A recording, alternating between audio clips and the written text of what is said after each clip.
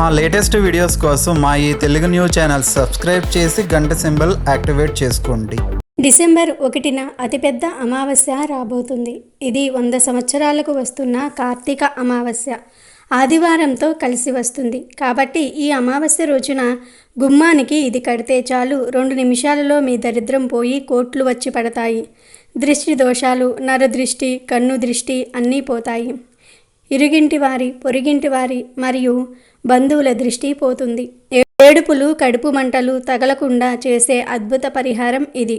అంతేకాదు ఈరోజు గుమ్మానికి దీనిని కట్టడం వలన భూములు, స్థలాలు, జాగాలు కొనుక్కునే అదృష్టం కూడా దక్కుతుంది.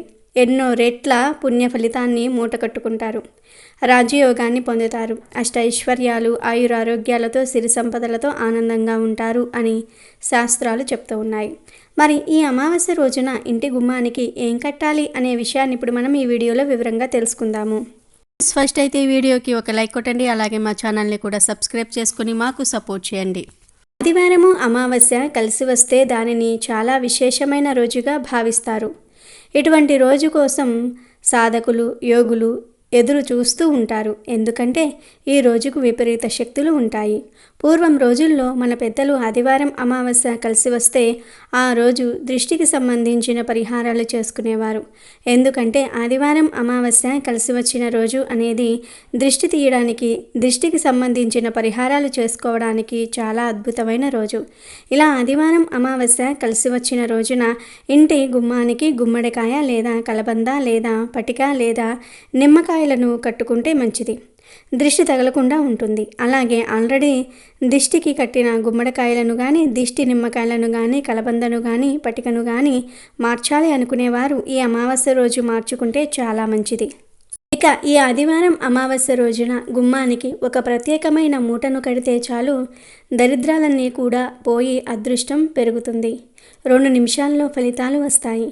ఈ మూటను కట్టడం వలన మన ఇంట్లోకి ధనం రాకుండా అడ్డుకునే చెడు శక్తుల ప్రభావం తగ్గిపోతుంది. ధనపరమైన సమస్యలన్నీ కూడా తొలగిపోతాయి. అష్టైశ్వర్యాలు ఖచ్చితంగా కలుగుతాయి. 1,000,000 రెట్ల పుణ్యఫలంతో మీరు కోటీశ్వర్లుగా మారిపోతారు. ప్రతి ఇంటికి దిష్టి ఉంటుంది. మనం తక్కువ సంపాదించినా లేదా ఎక్కువ సంపాదించినా ఇరుగింటి వారు, పొరుగింటి వారు, మన బంధువులు మనకు దిష్టి పెడుతూ ఉంటారు. ఆ దిష్టి అనేది మనకు కష్టాలను తెచ్చిపెడుతుంది. దిష్టిని చాలామంది నమ్మరు. కానీ దిష్టి ఉంది. మన కంటికి కనిపించని చెడు కాలులు మనకు తెలియకుండానే మన ఇంటిని ఆక్రమిస్తాయి. వాటి వలన ఇంట్లో గొడవలు, రకరకాల సమస్యలు, భార్యాభర్తల మధ్య విభేదాలు, అనారోగ్య సమస్యలు వస్తూ ఉంటాయి. వాటి నుండి విముక్తిని పొందాలంటే ఖచ్చితంగా ఈ పరిహారం చేయాలి. అదే కూడా ఈ ఆదివారం అమావాస్య రోజు సాయంకాలం 6:30 నుండి 7:30 మధ్యలో చేయాలి. ఇది హోర సమయం. ఈ హోర సమయంలో చేసే అన్ని పరిహారాలు 100కు 100% ఫలితాలను ఇస్తాయి. ఈ సమయంలో ఏ కోరిక కోరినా నెరవేరుతుంది. కనుక హోర సమయంలోనే ఈ పరిహారం చేయండి. ఇలా చేయటం వలన నరదృష్టి, నరఘోష, ఏడుపులు, కడుపు మంటలు అన్నీ తొలగిపోతాయి. ధన సమస్యలు పోతాయి. ధనలాభం కలుగుతుంది. విపరీతంగా ధనం కలిసి వస్తుంది. చెడంతా పోయి మీకు చాలా మంచి జరుగుతుంది. 2 నిమిషాల్లో ఫలితాలు వస్తాయి. ముఖ్యంగా ఇంట్లో చిన్న పిల్లలు ఉన్నవారు, ఇంట్లో ఎప్పుడు ఎవరికో ఒకరికి ఆరోగ్యం పాడవుతుంది అని బాధపడేవారు తప్పనిసరిగా ఈ పరిహారం చేయండి. వాస్తుశాస్త్రం ప్రకారం గుమ్మానికి ఎంతో ప్రాముఖ్యత ఉంది.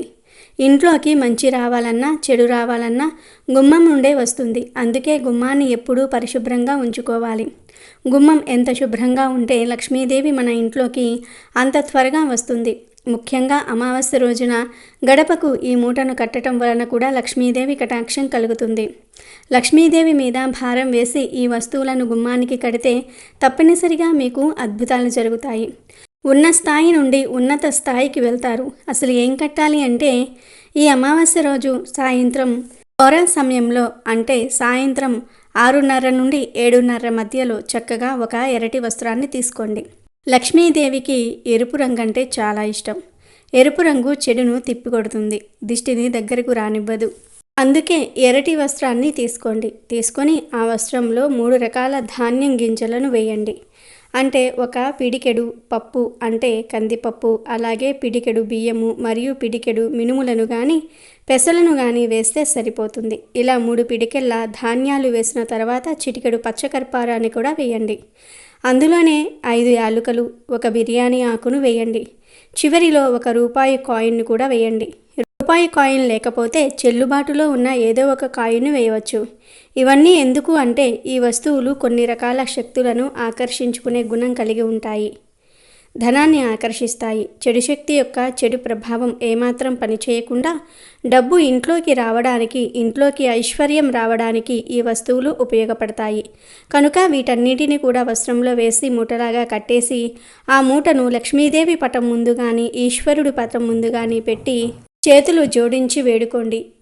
కష్టాలన్నీ పోవాలని, అదృష్టం కలిసి రావాలని, నరదృష్టి నరఘోష పోవాలని, ధనం కలిసి రావాలని వేడుకోండి. తర్వాత ఈ మూటకు ధూపం చూపించి ఇంటి బయటకు తీసుకుని వెళ్ళి మెయిన్ డోర్ గుమ్మానికి పైన కట్టేయండి. ఈ మూటలో వేసిన 3 ధాన్యాల వలన నరదృష్టి, ఏడుపులు చెడిపోతాయి. ఇక కర్పూరం పాజిటివ్ను ఆకర్షిస్తుంది. యాలుకలు లక్ష్మీదేవిని ఆకర్షిస్తాయి. బిర్యానీ ఆకు మన కష్టాలను పోగొడుతుంది. కనుక వీటన్నిటిని కూడా మూటలాగా కట్టి ఆ మూటను గుమ్మానికి కట్టడం వలన ఎన్ని రకాల సమస్యలు ఉన్నా ఖచ్చితంగా తొలగిపోతాయి. ప్రతి సమస్యకు పరిష్కారం లభిస్తుంది. 2 నిమిషాల్లో మీరు శుభవార్తలు వింటారు. మీ సమస్యల నుండి బయటపడే మార్గాలను తెలుసుకుంటారు. అంతేకాదు ఈ పరిహారం చేయటం వలన దిష్టి దోషాలు పోతాయి. భూములు, జాగాలు కొనుక్కోగలుగుతారు. ఆస్తిపాస్తులు పెరుగుతాయి. డబ్బు సంపాదించే మార్గాలు పెరుగుతాయి. మీరు ధనవంతులుగా మారిపోతారు. మీకు సమాజంలో పేరు ప్రఖ్యాతలు లభిస్తాయి. కాబట్టి ప్రతి ఒక్కరూ కూడా ఈ ఆదివారం అమావాస్య రోజున గుమ్మానికి ఈ మూటను కట్టండి. మీ దరిద్రమంతా కూడా వదిలించుకోండి. నరదృష్టిని, నరఘోషను తొలగించుకొని దేనికి లోటు లేకుండా ఆనందంగా జీవించండి. ఈ కార్తీక అమావాస్య గురించి ఒక చిన్న పురాణ కథ కూడా ఉంది. ఒకసారి ఒక దరిద్ర బ్రాహ్మణుడు తన పేదరికం పోయేందుకు మహాశివుణ్ణి ఆరాధిస్తాడు.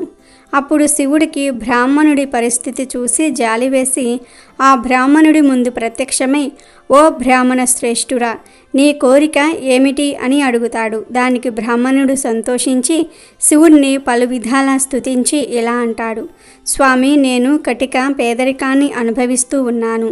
భార్యాబిడ్డలకు తిండి కూడా పెట్టలేకపోతూ ఉన్నాను. నాకు ఈ బాధ పోయి నా భార్యా బిడ్డలకు ఆకలు దప్పులు గుడ్డకు లోటు లేకుండా ఉండేలాగా దీవించమని కోరతాడు. అప్పుడు ఆ మహాశివుడు ఇలా అంటాడు: చూడు నాయన, నీవు నీ రాజుతో చెప్పి కార్తీక అమావాస్య రాబోతోంది. ఆ రోజు నగరమంతా చీకటిగా ఉండేటట్లు ఎవరి ఇంట్లోనూ దీపం లేకుండా ఉండి నీ ఇంట్లో మాత్రం దీపం పెట్టి గుమ్మానికి అడ్డంగా కూర్చో. ఆ రోజు రాత్రి లక్ష్మీదేవి నగర సంచారం చేస్తూ మెలమెలా మెరుస్తున్న నీ ఇంటిలోనికి ప్రవేశిస్తుంది. అప్పుడు నువ్వు లక్ష్మీదేవితో ఇలా మాట్లాడు: అమ్మా, నీవు చంచల స్వభావం కలదానివి. నీవు అచంచలంగా నా ఇంట్లో 3 తరాల పాటు నివసించాలి. అనుకుంటేనే నా ఇంట్లోకి రా, లేదంటే రావద్దు అని పలుకు. అప్పుడు చీకటిని భరించలేక కార్తీక అమావాస్య అంధకారంలో కూడా ఇటువంటి ప్రకాశవంతమైన దీపాలు వెలిగించిన నీ పురుషార్థానికి లక్ష్మీమాత ప్రసన్నమై వెంటనే నీకు వరం ఇస్తుంది. లక్ష్మీదేవి నీ ఇంట్లో ఉంటే పేదరికం పోతుంది అని శివుడు బ్రాహ్మణుడికి చెప్తాడు. దానికి ఆ బ్రాహ్మణుడు ఎంతో సంతోషించి సరే స్వామి అనగా శివుడు వెళ్ళిపోతాడు. ఆ తర్వాత ఒకరోజు బ్రాహ్మణుడు రాజుగారిని దర్శించి తన పాండిత్యంతో రాజును ఎంతో సంతోషపెడతాడు. అప్పుడు రాజు, ఓ బ్రాహ్మణోత్తముడా, నీకు ఏం కావాలో కోరుకో. ఎంత ధనం కావాలన్నా, ఏం కావాలన్నా నేను నీకు ఇస్తాను అంటాడు. దానికి బ్రాహ్మణుడు ఇలా అంటాడు: రాజా, నాకు ధనధాన్యాలు ఏమీ వద్దు. రేపు కార్తీక అమావాస్య వస్తుంది. ఈ అమావాస్య రోజు నగరంలో ఎవ్వరూ దీపాలు వెలిగించకుండా ఉండేలాగా ఆజ్ఞ ఇవ్వండి అన్నాడు. దానికి రాజు, ఓ బ్రాహ్మణుడా, నన్ను ఇంత సంతోషపెట్టి కేవలం ఈ చిన్న కోరిక అడుగుతున్నావా? సరే, కార్తీక అమావాస్య రోజు నగరంలో ఎవ్వరూ కూడా దీపాలను వెలిగించకూడదని నేను దండోరా వేయిస్తా అన్నాడు. రాజు ఆ ప్రకారంగా ఆజ్ఞ జారీ చేశాడు. కార్తీక అమావాస్య రానే వచ్చింది. ఆ రోజు నగరంలో ఎవ్వరూ దీపాలు పెట్టలేదు. బ్రాహ్మణుడు ఒక్క ఇంట్లోనే దీపాలు వెలుగుతూ ఉన్నాయి. అప్పుడే నగరంలోనికి లక్ష్మీదేవి అడుగుపెట్టింది. లక్ష్మీదేవికి ఎక్కడా దీపాలు కనిపించలేదు. కానీ ఒక్క బ్రాహ్మణుడి ఇంట్లో మాత్రం వైకుంఠానికి వెలుగులు విరజిల్లే దీపపు కాంతి కనిపించింది. అప్పుడు లక్ష్మీదేవి వెంటనే ఈ బ్రాహ్మణుడి ఇంట్లోకి ప్రవేశించాలని ద్వారం దగ్గరకు వెళ్తుంది. అప్పుడు బ్రాహ్మణుడు లక్ష్మీదేవిని ఆపి, అమ్మా, నీవు చంచలమైన దానివి. నీవు నా ఇంట్లోకి ఇప్పుడు వస్తే 3 తరాల పాటు ఉండాలి, లేదంటే రావద్దు అని అంటాడు. లక్ష్మీదేవి మాత్రం ఆ దీపపు కాంతులకు ఎంతో సంతోషించి సరే ఉంటానని ఇంట్లోకి వెళ్ళిపోతుంది. ఇలా లక్ష్మీదేవి బ్రాహ్మణుణ్ణి ధనవంతుడిగా మార్చేస్తుంది. కాబట్టి కార్తీక అమావాస్య రోజు వెలిగించే దీపానికి కటిక పేదవాడినైనా సరే ధనవంతుడిగా మార్చే శక్తి ఉంటుంది. ప్రత్యేకించి ఈరోజు సాయంత్రం 5:30 నుండి 6:30 మధ్యలో మీ ఇంట్లో ప్రత్యేకంగా ఉమ్మెత్త ఆకు మీద దీపం పెడితే ఆ శివుడి అనుగ్రహం మరియు లక్ష్మీదేవి అనుగ్రహం కలుగుతుంది. ఈరోజు ఇంట్లో పూజ గదిలో ఒక పద్మం ముగ్గు వేసి దానిపై ఉమ్మెత్త ఆకును ఉంచాలి. ముందు రోజే ఉమ్మెత్త ఆకును తెచ్చుకొని దానిని పసుపు నీటితో శుభ్రం చేసుకోవాలి. ఆ ఆకును పూజ గదిలో ముగ్గుపై పెట్టి దానికి పసుపు కుంకుమలతో బొట్లు పెట్టాలి. ఆ ఆకు మీద పద్మాన్ని ఉంచి 3 లేదా 5 ఒత్తులు విడివిడిగా వేసి ఆవు నెయ్యి లేదా నువ్వుల నూనెతో దీపాన్ని వెలిగించుకోవాలి. ఇలా కార్తీక అమావాస్య రోజు ఎవరైతే ఉమ్మెత్త ఆకు మీద దీపం వెలిగిస్తారో వారి ఇంట్లోకి లక్ష్మీదేవి అడుగుపెట్టి అష్టైశ్వర్యాలను కలగజేస్తుంది. ఆ ఇంట్లోని దరిద్రమంతా కూడా పోతుంది. అంతేకాదు ఉమ్మెత్త ఆకు మీద దీపం పెట్టడం వలన రాహు కేతు దోషాలు పోతాయి. నవగ్రహాలు అనుకూలంగా మారిపోతాయి. ఇంట్లోని వారు నిండు నూరేళ్లు సంతోషంగా జీవిస్తారు. ఎందుకంటే ఉమ్మెత్త ఆకులు, ఉమ్మెత్త పువ్వులు అంటే శివుడికి చాలా ఇష్టం. ఉమ్మెత్త గురించి మనకు తెలుసు. ఇది ఎక్కడ పడితే అక్కడ కనబడుతూనే ఉంటుంది. ఉమ్మెత్త కూడా ఔషధ గుణాలను కలిగి ఉంటుంది. అంతేకాకుండా ఉమ్మెత్తను ధనవృద్ధికి, నరదృష్టికి కూడా ఉపయోగిస్తూ ఉంటారు. పూర్వకాలంలో ఉమ్మెత్త చెట్టును ఇంటి ముందు పెంచుకునేవారు. దీనిని ఇంటి ముందు పెంచుకోవటం వల్ల నరదృష్టి, నరఘోష తగలకుండా ఉంటాయని నమ్మేవారు. నరుడి చూపుకు నల్లరాయి కూడా పగులుతుంది అనే నానుడి మనకు ఉండనే ఉంది. కనుక నరదృష్టి, నరఘోష తగిలితే ఎంత డబ్బు వచ్చినా ఇంట్లో నిలవదు. అభివృద్ధి చెందాల్సిన వారు కూడా పతనమైపోతారు. చాలామంది ఇంటికి, ఇంట్లోని వారికి నరదృష్టి తగలకుండా ఇంటి ముందు నల్ల ఉమ్మెత్త చెట్టును పెంచుతూ ఉంటారు. కొందరు వ్యాపార సంస్థల ముందు కూడా నల్ల ఉమ్మెత్త చెట్టును పెంచుతూ ఉంటారు. ఈ మొక్క వేరును ఇంట్లో, వ్యాపార సంస్థల్లో ధనం దాచుకునే చోట ఉంచటం వల్ల వ్యాపారం లాభాల బాట పడేలాగా చేసి ధనాన్ని ఆకర్షిస్తుంది. దీని వేరును తాయెత్తులా మెడలో ధరిస్తే నరదృష్టి తగలకుండా ఉంటుంది. ఉమ్మెత్తను ఆయుర్వేదంలో ఔషధంగా కూడా ఉపయోగిస్తారు. ఈ మొక్క ఆకుల రసాన్ని అరికాళ్లకు రాసుకోవటం వల్ల అరికాళ్ల మంటలు తగ్గుతాయి. ఉమ్మెత్త ఆకులతో, పూలతో శివుడికి పూజ కూడా చేస్తారు. ప్రత్యేకించి కార్తీక మాసంలో ఆఖరి రోజున కార్తీక అమావాస్య రోజు ఇప్పుడు మనం చెప్పుకున్న విధంగా ఉమ్మెత్త ఆకుల మీద దీపం వెలిగిస్తే గ్రహ దోషాలు పోతాయి. శివుడి అనుగ్రహము, లక్ష్మీదేవి అనుగ్రహంతో అష్టైశ్వర్యాలు సిద్ధిస్తాయి. కాబట్టి కార్తీక అమావాస్య రోజు ప్రతి ఒక్కరూ కూడా ఈ ఆకు మీద దీపం వెలిగించి శుభ ఫలితాలను పొందండి. కార్తీక మాసంలో వచ్చే అమావాస్యకు ఎంతో ప్రాధాన్యత ఉంది.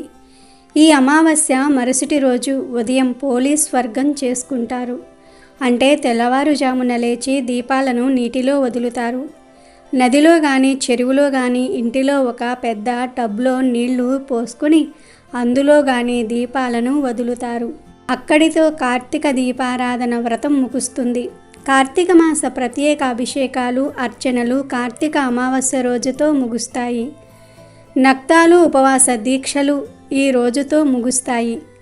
తులసమ్మ దగ్గర సింహద్వారానికి ఇరువైపులా వెలిగించే సంధ్యాదీపాలు కూడా అమావాస్యతో ముగుస్తాయి. ఆకాశ దీపాన్ని ఈరోజు కూడా కొనసాగించి శివ సాన్నిధ్యం కోరుకుంటూ పోలీస్ వర్గానికి వెళ్ళిన కథ చెప్పుకుంటూ ఉంటారు. పోలి అనే చాకలి యువతి కార్తీక బహుళ అమావాస్య నాడు తలస్నానం చేసి శివుని సన్నిధిన దీపం వెలిగించి ఉపవాసం ఉన్న పుణ్యానికి దేవదూతలు వచ్చి పుష్పక విమానంలో స్వర్గానికి తీసుకుని వెళ్తారు. ఈ కథ చెప్పుకొని పోలీలాగే తలస్నానం చేసి దీపారాధన చేసి ఉపవాసం ఉండి శివ సాన్నిధ్యం కోరుకుంటారు. పోలీ పాడ్యమి రాబోతుంది. ఇది కార్తీక మాసానికి వీడ్కోలు పలికే రోజు. కార్తీక మాసంలో 30 రోజులు దీపారాధన చేసేసి అమావాస్య రోజు కూడా దీపారాధన చేసుకున్న తర్వాత పాడ్యమి నాడు అనగా మార్గశిర శుద్ధ పాడ్యమి నాడు నీటిలో దీపాలను వదులుతూ ఉంటారు. కొంతమంది అమావాస్య నాడు కూడా నీటిలో దీపాలను వదులుతూ ఉంటారు. కానీ అది లెక్కలోనికి రాదు. అమావాస్య నాడు నీటిలో దీపాలను వదిలినా మళ్ళీ పోలీ పాడ్యమి నాడు కూడా దీపాలను వదలాలి. మరి ఇంతకీ ఈ సంవత్సరం పోలీ పాడ్యమి ఎప్పుడు వచ్చింది? ఆ రోజు నీటిలో ఎన్ని దీపాలను వదలాలి? ఏ సమయంలో దీపాలు వదలాలి? పోలీ పాడ్యమి డిసెంబర్ 1న లేక 2న అనే విషయాలను ఈరోజు మనం ఈ వీడియోలో వివరంగా తెలుసుకుందాము. కార్తీక మాసం నెల రోజుల పాటు నియమంగా పాటించిన వారు అమావాస్య మర్నాడు మార్గశిర మాసం మొదటి రోజు అయిన పాడ్యమి రోజు దీపాలు వెలిగిస్తారు. ఆ రోజుతో కార్తీక మాసం పూర్తయినట్టు. ఈ రోజునే పోలీ పాడ్యమి లేదా పోలీ స్వర్గం అంటారు. పోలీ పాడ్యమి కార్తీక మాసం చివరి రోజు చేసే క్రతువు. హరిహరులకు కార్తీక మాసం ప్రీతికరమైంది. మాసం ముగింపు సందర్భంగా తెల్లవారుజామున నేతిలో ముగించిన వత్తులతో అరటి దొప్పలతో దీపాలను వెలిగించి భక్తులు నదులు పుష్కరిణిలలో కాలువలలో వదులుతూ ఉంటారు. వీలు కాని వారు ఇంటి వద్ద టబ్లో కూడా వదులుతూ ఉంటారు. స్త్రీలు అత్యంత భక్తి శ్రద్ధలతో జరుపుకునే నోముల్లో పోలీ స్వర్గం నోము ఒకటి. పురాతన కాలం నుంచి తన ఉనికిని కాపాడుకుంటూ వస్తున్న ఈ నోము ఈ తరం స్త్రీలను కూడా ఎంతగానో ప్రభావితం చేస్తోంది.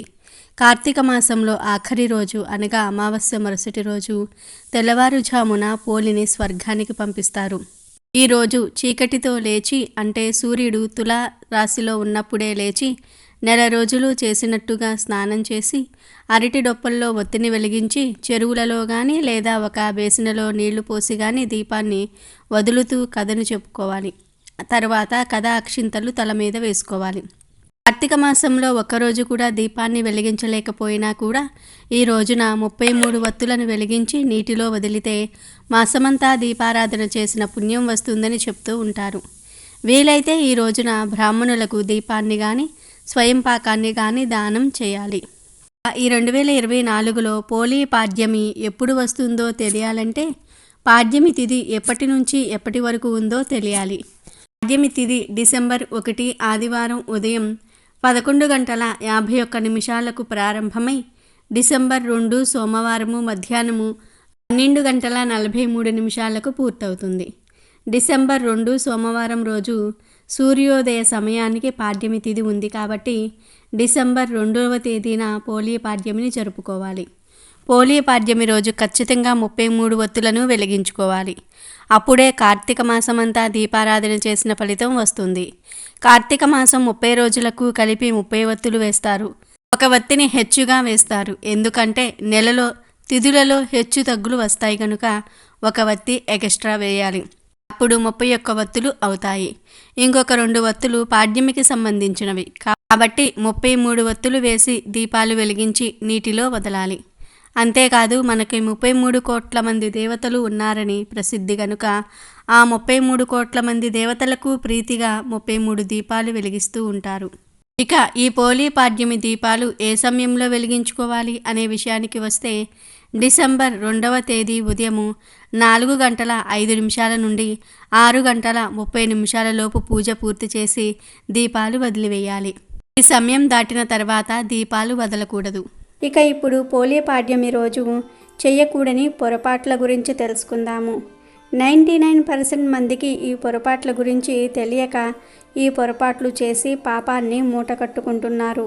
చాలామంది ఈరోజు 30 లేదా 31 సంఖ్యలో ఒత్తులు వేసి దీపాలు పెడతారు. కానీ అలా చేయకూడదు. ఖచ్చితంగా 33 ఒత్తులు వేసి దీపాలు వెలిగించుకోవాలి. కార్తీక మాసం 31 రోజులకు 31 ఒత్తులు, అలాగే పాడ్యమి రోజుకు 2 ఒత్తులు కలిపి మొత్తం 33 ఒత్తులు వెలిగించుకోవాలి. చాలామంది 30, 31 సంఖ్యలో ఒత్తులు వేసి దీపాలు పెడతారు. కానీ అలా చేయకూడదు. ఖచ్చితంగా 33 ఒత్తులతోనే దీపాలు వెలిగించుకోవాలి. అలాగే పోలీ పాడ్యమి రోజు చాలామంది కొబ్బరి చిప్పల్లో ప్లాస్టిక్ థర్మాకోల్ కప్స్లో దీపాలు పెట్టి వదులుతూ ఉంటారు. కానీ అది చాలా తప్పు. ఎందుకంటే ఇవి గంగలో కలిసిపోవు. వీటిల్లో దీపాలు పెట్టి నదులలో వదిలితే వీటి వలన నీటిలోని చరాచరులకు కూడా హాని కలిగిస్తాయి. కొబ్బరి చిప్పల్లో దీపాలను పెట్టి నీటిలో వదలటం వలన అవి తొందరగా మట్టిలో కలువవు. ఎవరైనా సరే స్నానం కోసం ఆ కొలనులో లేదా ఆ కాలువలో లేదా ఆ నదిలో దిగినప్పుడు పొరపాటున అవి వారి కాలికి గుచ్చుకునే ప్రమాదం కూడా ఉంటుంది. దాని వలన పుణ్యం రాదు, పాపం చుట్టుకుంటుంది.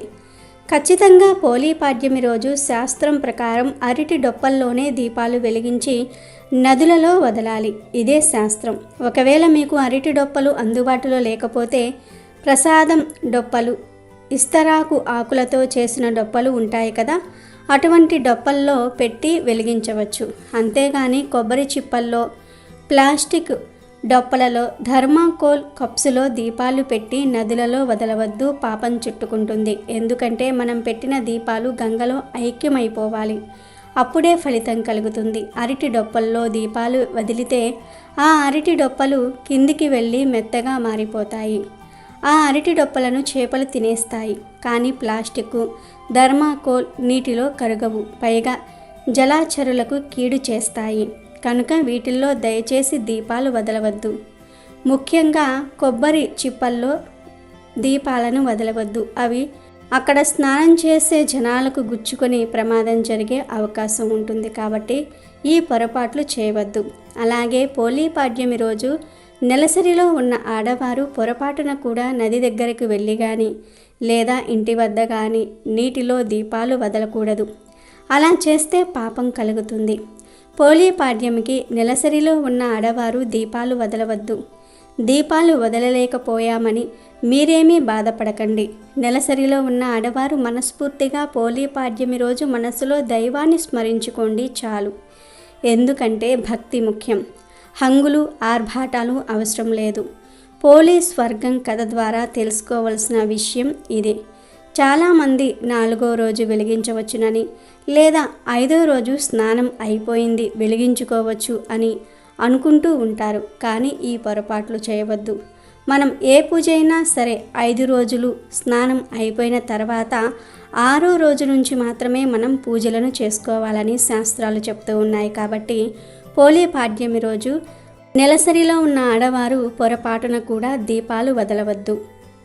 ఈ పోలీ పాడ్యమి రోజు ఉపవాసం ఉండాల్సిన అవసరం లేదు. కానీ ఆడవారు ఈరోజు తెల్లవారుజామున నిద్రలేస్తారు కనుక మధ్యాహ్నం కాసేపు నిద్రపోతూ ఉంటారు. కానీ ఈరోజు మధ్యాహ్నం ఎట్టి పరిస్థితుల్లోనూ నిద్రపోకూడదు. అలా నిద్రిస్తే మీరు చేసిన పూజకు ఫలితం రాదు. అదేవిధంగా పోలీ పాడ్యమితో కార్తీక మాసం పూర్తయ్యి మార్గశిర మాసం ప్రారంభమవుతుంది. కనుక చాలామంది పోలీ పాడ్యమి రోజు మాంసాహారం తింటారు.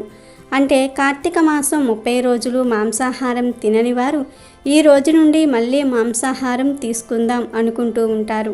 కానీ ఈ పోలీ పాడ్యమి రోజు ఎట్టి పరిస్థితుల్లోనూ మాంసాహారం తినకూడదు. మరుసటి రోజు నుండి మాంసం తీసుకోవచ్చు. కానీ పోలీ పాడ్యమి రోజు మాత్రం ఎట్టి పరిస్థితుల్లోనూ మాంసాహారం తినకూడదు. అలాగే పోలీ పాడ్యమి పూజ చేసేవారు తప్పనిసరిగా ఈరోజు బ్రహ్మచర్యం పాటించాలి. పొరపాటున కూడా ఈరోజు భార్యాభర్తలు కలవకూడదు. అదేవిధంగా పోలీ పాడ్యమి రోజు దీపాలు వెలిగించేవారు తప్పకుండా నదులలో, కొలనులు లేదా కాలువలలో తప్పకుండా స్నానం చేసి ఈ పోలీ పాడ్యమి దీపం వదలాలి లేదా వెలిగించుకోవాలి. నదులలో స్నానం చేసే వీలు లేని వారు మీకు అందుబాటులో బావిలు ఉన్నా ఆ నీటితో స్నానం చేసి అయినా సరే ఈ దీపాలను వెలిగించుకోవచ్చు. లేదా కాలువలో కూడా స్నానం చేయవచ్చు. ఇవేమీ కుదరని వారు సాయంత్రం బకెట్ నీటిని ఆరుబయట ఉంచి ఉదయాన్నే గంగాదేవి నామాన్ని 3 సార్లు తలుచుకొని స్నానం చేస్తే గంగా నదిలో స్నానం చేసిన ఫలితం కలుగుతుంది. అలా స్నానం చేసి నదులలో, చెరువులలో, కాలువలలో పోలీ దీపాలను వదలవచ్చు. మాకు నదులు, కాలువలు, చెరువులు చాలా దూరంలో ఉన్నాయి అనుకున్నవారు ఇలా బకెట్ నీటితో స్నానం చేసి ఆ తర్వాత మీరు అక్కడికి వెళ్ళి ఆ నదులలో కానీ, చెరువులో కానీ, కాలువలో కానీ దీపాలను వెలిగించుకోవచ్చు. ఇలా వదిలే అవకాశం లేనివారు ఇంటి వద్ద తులసి కోట వద్ద అయినా సరే టబ్లో లేదా బకెట్లో కూడా ఆ దీపాలను వెలిగించుకోవచ్చు. ఈ దీపాలను స్టీల్ బకెట్లో లేదా స్టీల్ టబ్బుల్లో వెలిగించుకోకూడదు. ఇత్తడి లేదా అల్యూమినియం లేదా ప్లాస్టిక్ బకెట్లలో వెలిగించుకున్నా పర్వాలేదు. ఈ పూజ అంతా కూడా సూర్యోదయానికి పూర్వమే అయిపోవాలి. కాబట్టి జాగ్రత్త వహించండి. ఉదయాన్నే వెలిగించాలి కదా అని 8కో 9కో కాకుండా సూర్యోదయానికి పూర్వమే అంటే కనీసం 5:30, 6 లోపు వెలిగించేసుకోవాలి. అదేవిధంగా 33 వత్తులను వెలిగించేటప్పుడు అగ్గిపుల్లతో వెలిగించరాదు. ఏకహారతి ద్వారా వెలిగిస్తే చాలా మంచిది. ఈరోజు ముత్తైదువులకు తాంబూలం ఇస్తే చాలా మంచిది. వారికి దీర్ఘ సుమంగళి యోగం కలుగుతుందని పెద్దలు అంటూ ఉంటారు. పొరపాటున కూడా ఆ తాంబూలంలో నలుపు, కాఫీ రంగు, ఊదా రంగు వంటి కలర్లో ఉన్న జాకెట్ ముక్కలను ముత్తైదువులకు ఇవ్వకూడదు. ఎరుపు, ఆకుపచ్చ రంగు, పసుపు రంగు ముక్కలు ఇస్తే చాలా మంచిది. కాబట్టి హోలీ పాడ్యమి రోజు పూజ చేసే వారందరూ కూడా తప్పక ఈ నియమాలను పాటించుకోవాలి. అప్పుడే మీరు చేసే పూజకు ఫలితం లభిస్తుంది. లేదంటే పూజకు ఫలితం రాదు, పైగా కష్టాలు ఎదురవుతాయి. ఇక ఇప్పుడు చివరిగా హోలీ పాడ్యమి కథను విందాం. పూర్వం కృష్ణా నదీ తీరంలో బాదర అనే ఒక గ్రామం ఉండేది. ఆ ఊళ్ళో పోతడు అనే ఒక చాకలివాడు ఉండేవాడు. ఆయన భార్య మాలి మహాగయ్యాలి. ఆ వీధిలోనూ ఆ ఊళ్ళోనూ ఆమె ఎవ్వరినీ నెగ్గనిచ్చేది కాదు. ఆమెకు 4 కొడుకులు. వాళ్ళందరికీ కూడా వివాహం జరుగుతుంది. మొదటి 3 కోడళ్ళు కూడా అత్తగారి మాదిరిగానే గొడవలు పెట్టుకునే రకం. అందువలన మాలి ఆ 3 విషయంలో తగ్గి ఉండేది. 4వ కోడలు పోలి అంటేనే ఆమెకు మహాలోకువ. పోలికి అనుకువ, దైవభక్తి ఎక్కువ. పోలి భర్త కాస్త మెతక మనిషి. అందువలన ఆమె ఆ ఇంట్లో మరింత అలుసు అవుతుంది. అత్తతో పాటు మిగతా 3 కోడళ్ళు కూడా ఆమె పట్ల చాలా కటువుగా ప్రవర్తిస్తూ ఉంటారు. వాళ్ళంతా ఏ పని చేయకుండా మొత్తం పనంతా కూడా పోలికి అప్పగించేస్తూ ఉంటారు. దాంతో పోలికి చాలా కష్టమైపోతూ ఉంటుంది. పోలి చాలా కష్టపడుతుందని తెలిసిన భర్త ఎవరినీ ఏమీ అనలేని పరిస్థితి. పాపం ఊళ్ళో వాళ్ళు కూడా పోలి పరిస్థితికి జాలిపడుతూ ఉంటారు. ఆమెకు ఆ ఇల్లే పంజరమైపోయిందని చెప్పుకుంటూ ఉంటారు. అలా ఒకసారి కార్తీక మాసం వస్తుంది. మాలి తన 3 కోడళ్లను తీసుకుని రోజు నదీ స్నానానికి వెళ్ళి వస్తూ ఉంటుంది. అక్కడ వారు దీపాలను వెలిగించి వస్తూ ఉంటారు. పోలిని ఇంటి దగ్గరే ఉంటూ పనులన్నీ చూసుకోమని చెప్తూ ఉంటారు. పోలి ఇంటి పనులతో సతమతమవుతూ ఉంటుంది. అయితే ఇన్ని రోజుల పాటు మాలి వాళ్ళు నదీ స్నానానికి వెళ్ళినా వాళ్లకు భగవంతుడిపై దృష్టి నిలవదు. ఇంటి దగ్గర పోలి పాలు తాగేస్తుందేమో, దొంగతనంగా పెరుగు అమ్మేస్తుందేమో, కార్తీక మాసం పూజ చేసేస్తుందేమో అని ఆమె గురించే ఆలోచన చేస్తూ ఉంటారు. పోలి మాత్రం మనసులో దైవానికి తన ఆవేదన చెప్పుకుంటుంది. కార్తీక మాసంలో నదీ స్నానం కాదు కదా, పూజ చేసుకోవడానికి కూడా పోలికి సమయం కుదరటం లేదు. ఆమెకు అత్త మరియు తోడికోడళ్ళు కలిసి ఎప్పుడు చూసినా ఏదో ఒక పని చెప్తూ ఉన్నారు. దాంతో తీరిక ఉండటం లేదు అని పోలి బాధపడుతుంది. తన వంటి దురదృష్టవంతురాలు ఉండకూడదని అనుకుంటుంది. అలా కార్తీక మాసం చివరికి వచ్చేస్తుంది. ఎప్పటిలాగే పోలికి పనులు అప్పచెప్పి అత్త మరియు మిగిలిన 3 కోడళ్ళు నదీ స్నానానికి వెళ్తారు. పోలి దీపం పెట్టేస్తుందేమోనని ఆలోచించి ఇంట్లో నూనె వత్తులు ఏమీ మిగిల్చరు. కానీ పోలి మాత్రం ఎలాగైనా సరే కార్తీక మాసంలో దీపం వెలిగించాలనే పట్టుదలతో కుండలోని నీటితో స్నానం చేస్తుంది.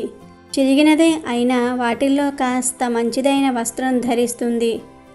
ఒక గుడ్డ పీలికను ఒత్తిగా చేసి కవ్వానికి అంటిన వెన్నను తీసి దీపం వెలిగించి భగవంతుడికి నమస్కరించుకుంటుంది.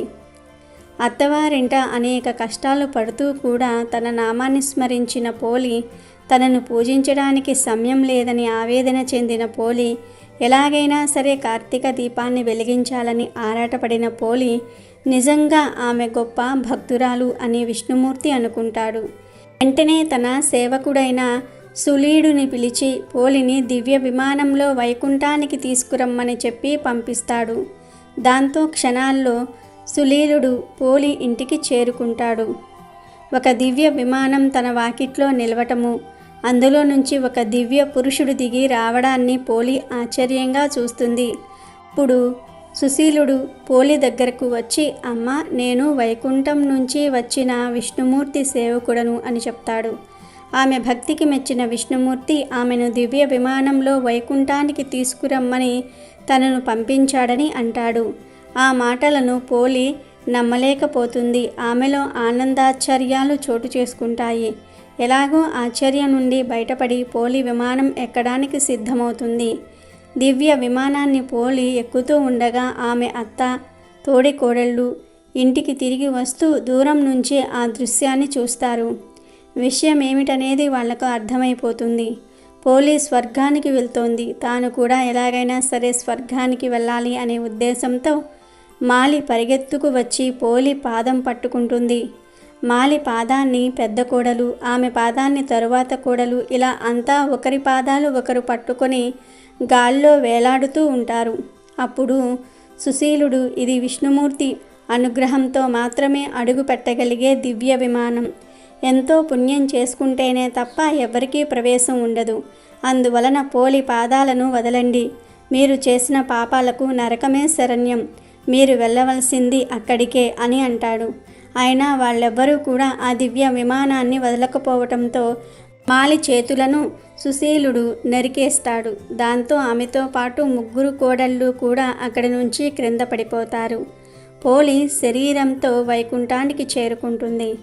నిస్వార్థమైన బుద్ధి, స్వచ్ఛమైన భక్తి కలిగిన వారి పట్ల భగవంతుడి అనుగ్రహం ఎప్పుడూ ఉంటుందనే విషయాన్ని పోలి కథ స్పష్టం చేస్తూ ఉంటుంది. రోజు పోలిని స్వర్గానికి పంపుతూ పోలిని గుర్తు చేసుకుంటూ నదులలో దీపాలను వదలాలి. ఇదే పోలి పాడ్యమి కథ. వీడియో నచ్చితే లైక్ చేయండి, షేర్ చేయండి, బట్ సబ్స్క్రైబ్ చేసుకోవడం మర్చిపోవద్దు.